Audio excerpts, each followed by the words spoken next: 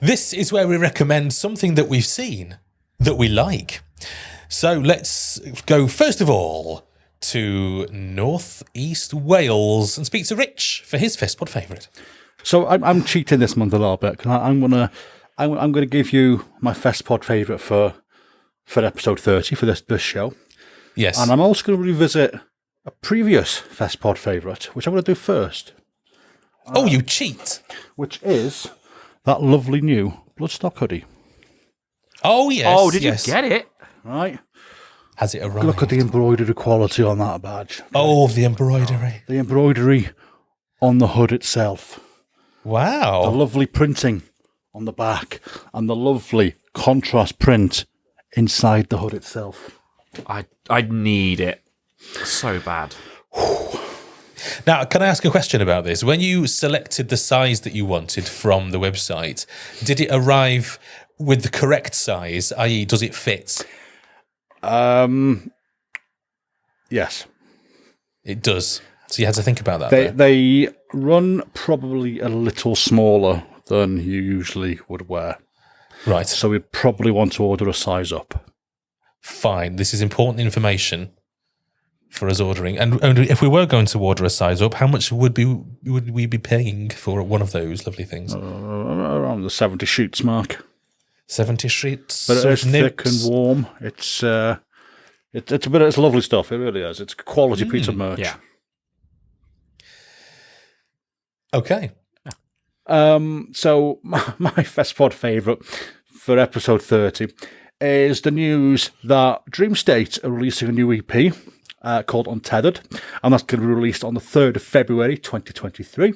That EP is going to have a new single, Taunt Me, and the last single, Comfort in Chaos, on that EP. Both of these tracks are sounding fucking amazing. Obviously, Alid is the only original member of Dreamstate left now.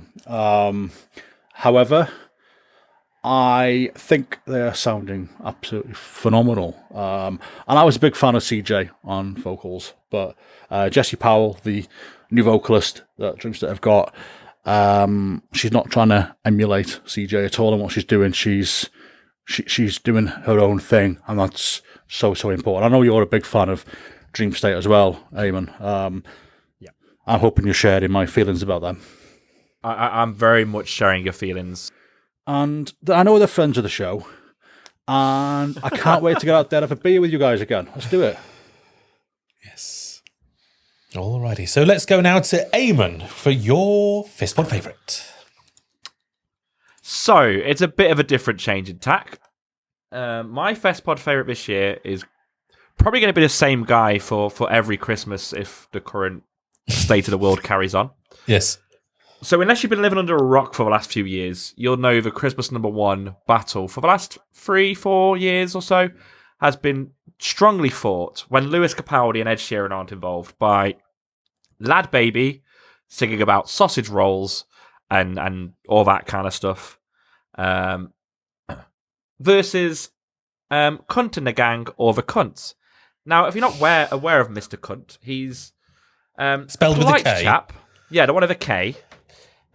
He's a polite chap who has strong views, shall we say. He's been a solo artist for years now. He's had some great hits, like, I won't say them on air, to be fair, but for the last few years, he's had various different... Boris Johnson is a fucking cunt, particularly. Yeah. So he's had lots of political type music. Yes, and this one is this year's bid for #1. So there's two meanings to this song. Oh, yeah. Fuck the Tories and fuck Lad Baby. Essentially is the undertone. Wow. There's a bit of beef between the Kunts and Lad Baby. I'll let you look into it yourself. But they're bid for #1.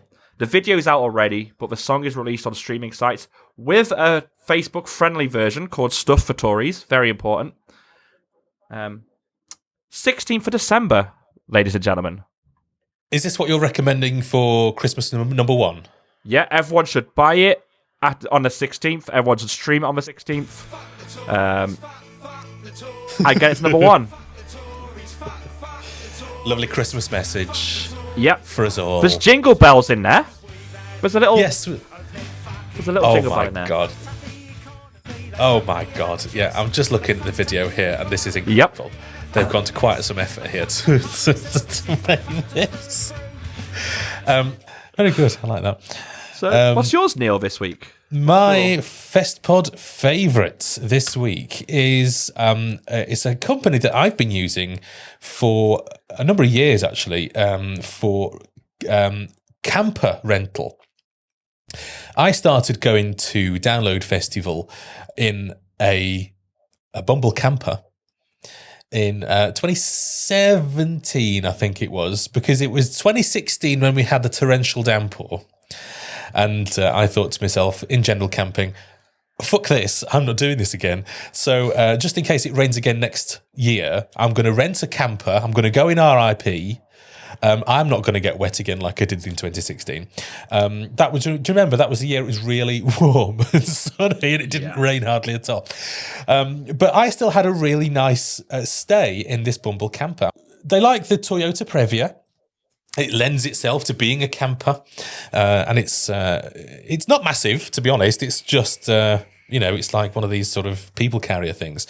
But they've took out the back, so you've no boot, and in the boot you have a like a kitchen sink, and if you're going to go anywhere else with it, they include a gas stove. But obviously you can't take gas into Download because people start screaming. So you don't have to take that because it's removable. You see, you can let them know you're going to Download. But they're very reasonably priced. They come with all kinds of. You can get roof boxes. You can get a tent that you can put on the roof with it. You can get different versions. Actually, they sell them as well. It's a very nice way of taking a camper van without spending, and you can spend a lot of money on camper vans rental. But this is very easy to drive. It's like driving a car. It's got CarPlay or Android Play, or whatever the bloody hell it's called on Android. It's a very nice way. And the other thing I want to mention is the fact that it's lockable. It's as secure as going to get in a car. It's a secure place to put your stuff because it's lockable rather than in a tent, which isn't lockable. So it's great. I used them for a few years, and I've never actually been in the ordinary sort of camper van area. I've only ever done it RIP. So I can't speak to what it's like in the ordinary camper van area. But in RIP, it's lovely. It's posh. It's very nice. So I recommend them. Lovely people as well, actually. And they're based in Peterborough, and they've got a place in Manchester as well. So it's not too far from Download. So Bumble Campers, I know you're big fans of the show. If you want to donate a few... of your fleet, yes, we'd be very interested. After I saw yours this year, Neil, that you'd hired off them, I looked into them. I was quite impressed with what it was. And I concur with Eamon's last statement. Yes. Well, they're doing very well without our help. They send them all over the place. They go up to Scotland and have lots of lovely photo shoots.